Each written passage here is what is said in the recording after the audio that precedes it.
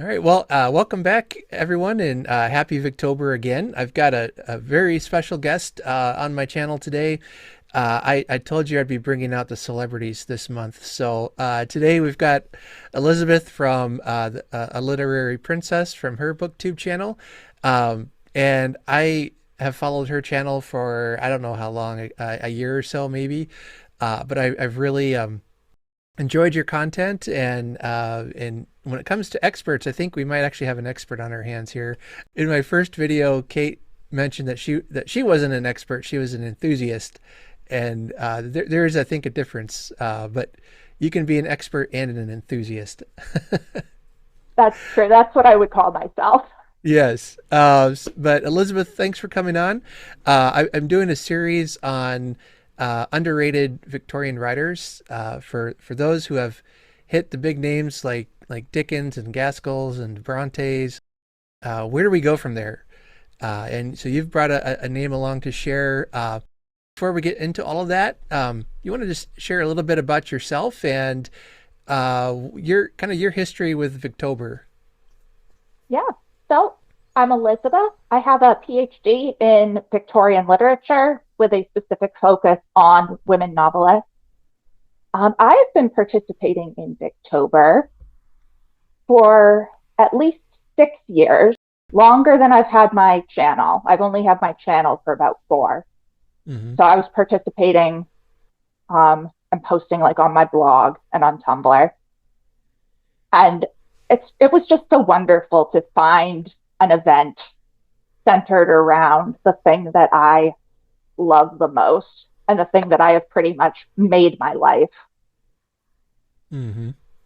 and to actually have people to talk about Victorian literature with, because my husband doesn't want to listen to me talk about it most of the time. And the only friend, I have one friend who I can talk about it with, who also does 19th century. Mm. But other than that, it's my professors. Yeah, yeah. I've had that same experience. I actually realized I've been participating all 10 years. Wow. Yeah, I thought I had come in along the third or fourth year mark, but I got looking and realized no, I've been doing it since the beginning. So I'm pretty excited about that. Again, back before I had a channel, I found this community pretty quickly. I had just gotten into listening to podcasts, and then I thought, I wonder if there's any YouTube channels that talk about Charles Dickens or Victorian literature, because I want to read more. I just where to start, you know? And I know very quickly I found books and things. I think it's that Dickens connection. The algorithm gods linked us up. So, like you, it has been fun just having a community of people to chat with, um, who get it when uh, you're reading a novel, this Victorian novel, and you just need to talk to somebody about, oh no, this character has started to feel faint and sick. I think they're not long for this world, and you know what you're talking about, you know. Consumption. Yes, yeah, whatever that might be. Yeah, it's been great, and I've enjoyed being a part of it.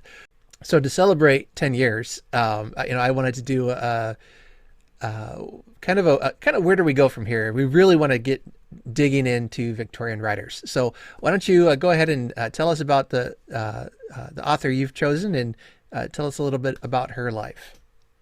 All right. So I'm going to be talking about Charlotte Riddle, who was an Irish author, originally Charlotte Cohen or Cowan. I don't really know how that's pronounced. Born in 1832. She Mm-hmm. immigrated over to London in 1855 with her mother, because her father died and left them with no money, Mm. which is a very common thing with Victorian women writers of this time. So she published her first book the next year in 1856. It was called Zuriel's Grandchild. Zuriel's Grandchild, published with Thomas Newby, who rather famously put out Wuthering Heights and Agnes Grey, and kind of screwed over Anne Mm. Emily Bronte. Mm-hmm. She mostly published under pseudonyms for her first few books. Her most common was F.G. Trafford, but she didn't use that until her third or fourth novel.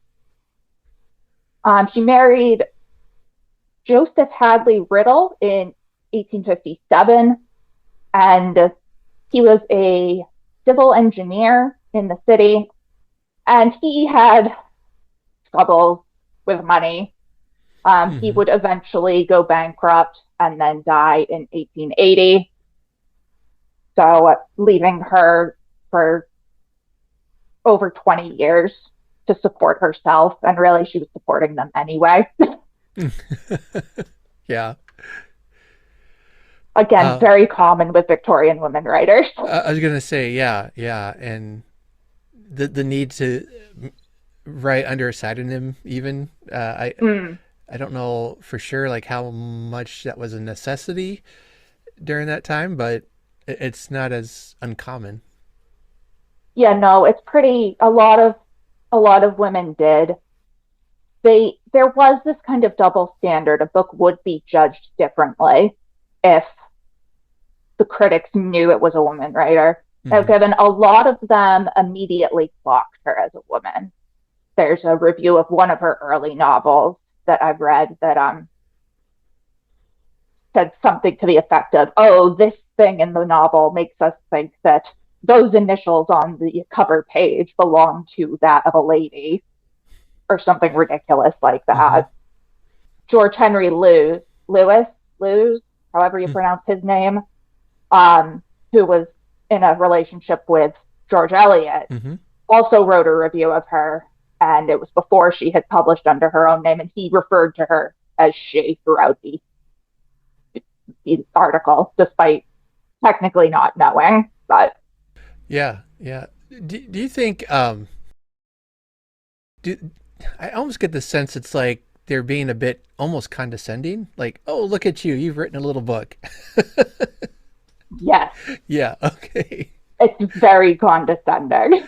And yeah, and then they're cranking out things like Jane Eyre and all these classics and like Yeah, running circles around guys for the most part. Yeah, yes. yeah. Good thing we don't do that today, right? Never mind. Anyway, sorry to interrupt, but any more biographical interest there, or So, her most popular book at the time was George Gates of Fen Court from mm-hmm, 1865. And then she was also the editor of St. James Magazine for most of the 1860s. And she was best known for her novels of the city, as they're called. So they were looking at commerce and business and bankruptcy. And a lot of this stuff she got to know about from her husband. mm, And it was considered very unusual for a woman to write about that. yeah, um, yeah. Is and I might be getting my books mixed up, but doesn't Hester by Oliphant, doesn't that deal with it, like banking and Yes, so stuff in too? Hester, yeah, Catherine Vernon basically runs the bank that her Right. family owns because the men are useless. Margaret Oliphant's another one where the men in her life were useless, and therefore the men in her books are useless too. Great. I love it. And I bring that up because that's our group read for Victober this year. And Yes. I'm not probably won't be doing the group read. I read it a couple of years ago and I wasn't quite ready for a reread yet, but um, I don't know. I still might. We'll see what I have time for. Yeah, Yeah. that's always the question with October. What will I Right. have time for? Right. Right. Yeah. I just got my TBR video out today, and it's the usual overstocking of my TBR. So Of course, it's a tradition. that's right. Yeah. Yeah. You don't really do Victober unless you make it impossible to meet your own challenges. Exactly. Right. But yeah, boy, Charlotte just seems like a fascinating person. Um, all that she's had to put up with, and go through just to get her works published. What kinds of books did she write? I've only read a collection of hers called Weird Stories. Yeah. Um, and I recognize her name as a like mystery or ghost gothic kind of writer. Is that? But you said in her books she often deals with like cities and banking and things. Yeah. So she kind of has three main modes that she writes in. She has the city novels Mm-hmm. that are dealing with like the realistic city stuff. She has her supernatural stories, which are lots of fun. And Mm. then she kind of has this, it's realist fiction, but it's not quite a city novel. And that's kind of what A Struggle for Fame is. That's her most well-known novel today, dealing with the Mm. life of a woman writer. And Mm-hmm. there's usually unhappy things going on. There's always unhappy marriages in her books. But she does also engage with the sensation genre, Mm-hmm. and actually for quite a while was just immediately written off as a sensation novelist in 20th century criticism, Mm-hmm. even though most of her books are not. Right. Because I mean, I know she wrote a lot of short stories like that from what I remember, but Yeah. for what I was reading here, it looks like only really a handful of her novels were supernatural, Yeah. um, or could be classified that way. So I don't know. To me, to be dismissive of a genre, even just oh, that's she just writes supernatural or sensational stories. It's like, well, so what? Those are good. Yes, exactly. One of my favorite Elizabeth Gaskell stories is The Gray Woman, and that's like sensational and gothic kind of and she's not necessarily known for writing that style. Her novels are maybe more um, life novels, I guess. I don't know what you'd call it, but yeah, and this is somewhat different from what she usually writes, and I'm like, wow, this is so good. I'm like on the edge of my seat. I haven't read any of Gaskell's supernatural stuff yet. I need Okay, to. this one's more about like a this woman is married to a very bad man, just horrendous man, and it's kind of what do I do when I'm married to a horrible person? And it's a story how she makes an escape with her handmaid, and they actually travel in disguise as a husband and wife, which is really interesting. Oh, So cross dressing. yeah, you get some cross dressing, yeah, and I don't know, it's unlike any Gaskell story I've read, and it's thrilling and so well written. I like to participate in the Garbogist reading challenge, which is you read trashy literature, Yeah. and I always well I can go to read Penny Dreadfuls or some of the sensational stuff and still get my Victorian fix that way. So I don't know if you had anything else about her life you wanted to share, or we could go on to making some recommendations where to start with Riddle. Yeah. I think the last thing I just want to say about her life is how actually difficult it is to get the accurate information. Mm. Um, so mainly there's no like biography of her. Mm. Like there is not one just about her. Most of our information comes from a book called Wilkie Collins, Lefanu, and Others by S.M. Ellis from 1931.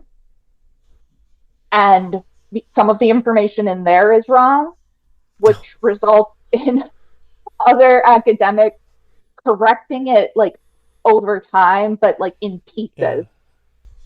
That reminded me. I was gonna look up a book here, because yeah, one thing I love to do is when I've read through an author is to then dive into their biographies and stuff, Yes. and learn more about them. There's a book I had read. No, they don't mention it. It's not her either. Sorry, No, it's you okay. got me thinking about something.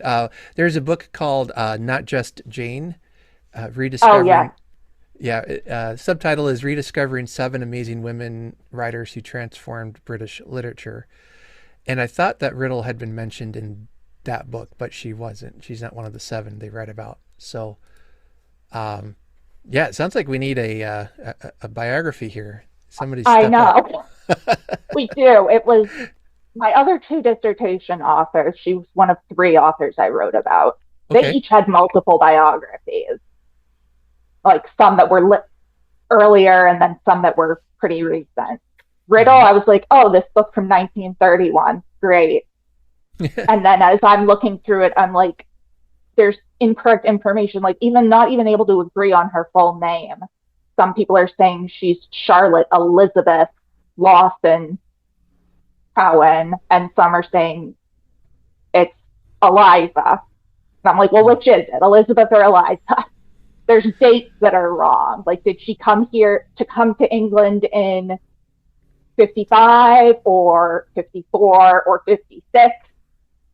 Hmm. And that was even like they couldn't agree on what her first published novel was. Hmm. And Wikipedia actually says that it's the wrong one. Oh. as I was as I was quickly looking up stuff to get the correct dates, they were like, "Oh, The Moors and Hit the Fence, her first novel." It was like, no. But part of that is that it seems that in interviews she would lie and say that what that later book was her first book because Hmm. the first few were so unsuccessful. You want to make sure you're promoting For the. job hard. You're right. Yeah.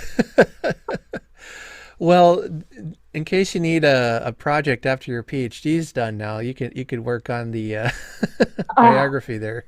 I've considered. Okay. I've considered.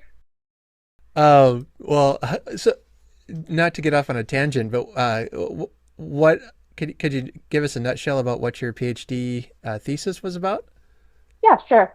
So I'm looking at how accusations of overproduction have caused Victorian women novelists to be left out of the canon. So there's this constant criticism. She wrote too much. Mm-hmm.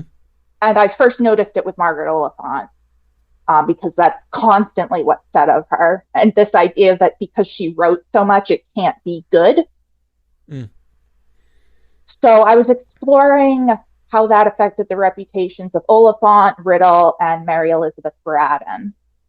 And then I also did this um, kind of quantitative study for the last chapter, looking at the authors who are considered canonical and who are in print by Oxford World Classics currently, and how many books they actually wrote. And it's very interesting that overproductive women are the ones who are left out. Like the canonical women writers generally have less than 15 full books, Mm. whereas the male writers can have 20 something, 40 something. Mm-hmm. Yeah, yeah. I mean, I'm thinking already of like Trollope and Dickens had Mm-hmm. about 15, 16 novels, but and I know Trollope wrote quite a bit. Um, 47, I think. okay, yeah. Haven't heard that accusation against him. I don't know. No, I mean, it's been made, but it's not as common and it doesn't seem to prevent him from getting continuously printed. Sure, sure. And that's why I wanted to do some of these videos is I know, there are writers who are overlooked just because of how big the other names are. And I know I was telling you, I think before we started recording that I didn't really plan who I wanted the writers to be. I picked some guests and said, bring whoever you want. And all four are women writers. And at least, well, no, three of the four have been quite prolific in their production Hmm. of books. So interesting. What books would you recommend, especially for somebody who wanted to start with Riddle, whether it's So books or stories? I have two that I think are the best places to start with Hmm. her. And partially it's because they're in print, which makes them easier to access. There you go. The first is A Struggle for Fame from 1883. So this is a semi-autobiographical novel about two writers from Ireland who immigrate over to London. And one of them, Glenn Wesley, is a woman, and her story basically follows Riddle almost exactly. Hmm. And so she uses her own experiences to show what is it like to be a writer here. And then we are contrasted Glenn's experience with that of Bernard Kelly, who is able to break into the writing business a lot quicker than her, um, through somewhat through connections, but also just from being a man Hmm. and having more time to write, to focus on writing, because he's not married, and even if he was married he wouldn't be expected to be taking care of a household. Glenn gets married pretty early on and is just hounded by an obnoxious pack of in-laws. So we're really seeing this difference between how men and women are treated in the writing industry. But it is ultimately Glenn who is the writer with what Riddle calls staying powers. Right. So yeah, she wasn't really pulling any punches there with that one. It sounds like. No, no, Uh, the cover is really interesting. It looks like somebody put a sticker right over her face, but then you see it's the right? title. Yeah, no, this is such an interesting one. It's from Tramp Press. I mean, and look, I mean, it's bright pink on Yeah. the spine and the back. It's really fun. It gives it a very like contemporary feel. Like we still have the nice Victorian portrait, but Hmm. like fun pink in the middle. Right, right, and just even that visual of covering up the identity of who's on the cover. Yeah. It's very symbolic. I haven't even heard of that one before. But like I said, this is a relatively new writer. Yeah. It's a really good book. It's really equivalent to George Gissing's New Grub Street, Okay. which also is about writers, and it was actually published before New Grub Street by several years. Hmm. It's a good place to start with her. Hmm. It's Kind of also the one that like. you can find the most criticism on that's been written recently. Mm. So is that kind of like the one novel? If you're gonna read one, read this one. Yeah, I would say Yeah. so. But then the other good place to start with her is The Uninhabited House, which is one of her supernatural stories. Hmm. Um, so this is from 1875, and this edition's put out by Broadway Press. So it's an academic press. They've got a lot of interesting stuff in the back, like contemporary reviews and biographical info. Hmm. So this is about a house called, I believe it's River Hall, and it is being let out, but nobody will stay there. Like they'll stay there for a while and then they'll leave because it's haunted. Hmm. And so the clerk, for the lawyer who's in charge of letting it out, is like, all right, I'm going to go stay there and see what is going on. And spookiness ensues. Yeah. Now uh, I smile because that's almost a very common trope. Yes, Yeah. But each one always tends to be different, and I love it. this is such a good time. It's like a perfect fall evening read. It's a Yeah. novella, so it's pretty quick. I think I read it in one sitting, Okay. and Okay. Yeah. it's fun. It was a lot of fun. Sure. I love that. I love the sound of that one. That's really what kind of where some of my favorite are, is that kind of haunted house type story. Yeah. Yeah. Yeah. So two great sounding novels to start with. Um, I personally would add the weird stories collection. Yeah. That really gives you a taste of her writing ability, and it plus short stories. Hmm. If like me, you're always running out of time to do things. I've planned a lot of short stories this year for Victober, and I'm reading through some Trollope ones right now, and this one was more of a novella, but it just takes forever to read it. Like, plus, the book it's really big. It's tall. It's got tiny print, and so it takes me like 4 minutes just to read a page. And oh well. Oh, I feel you there. Yeah, yeah. I guess here just to wrap some things up. Any other thoughts or reasons why we ought to read her and she shouldn't be overlooked? Just really good. Yeah. She's really good. She's interesting. She's writing about stuff that a lot of her contemporaries aren't looking at, Hmm. especially with the city novels. Yeah. She's not afraid to I guess to use her voice and Yes. speak out. Yeah. Which we credit writers like Dickens for doing that. I mean, and he did that Mm, quite effectively. But he wasn't the only one doing that. right. Yeah. Well, I appreciate you coming on and Oh, sharing thank you this for writer. having me. Yeah. You want to just give a quick shout out about your channel or anything else you want to promote? Yeah, so my channel is A Literary Princess. I've got a lot of Victober content going on over there, book reviews, hopefully vlogs, which I don't know when this is coming out, but maybe one will be out by the time this video is out. And yeah, just lots of fun stuff about Victorian literature. And like we said, we've got a combination of enthusiast and expert here. So I've appreciated that. I do have to mention your recent one about the Wuthering Heights trailer that you did a critique of. I loved it. I'm It glad.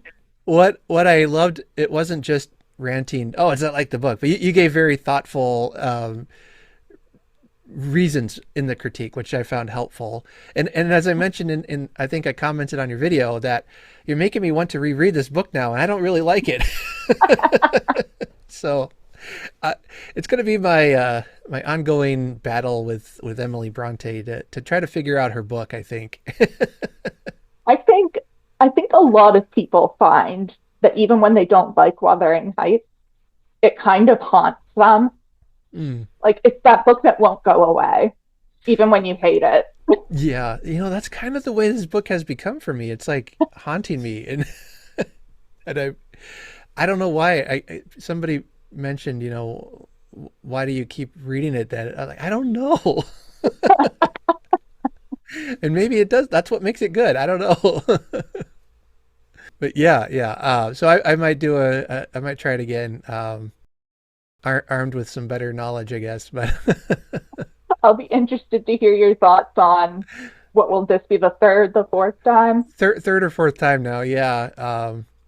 Yeah. We'll see. I'm doing one on looking at some of my past Victober TBRs, and I read Wuthering Heights for the first time during like the second or third Victober, and I said the definition of insanity is doing the same thing over and over again, expecting different results. And yeah, this book has driven me crazy. So I think that's what Emily Bronte would have wanted. yeah, yeah, I do it for her. Yeah.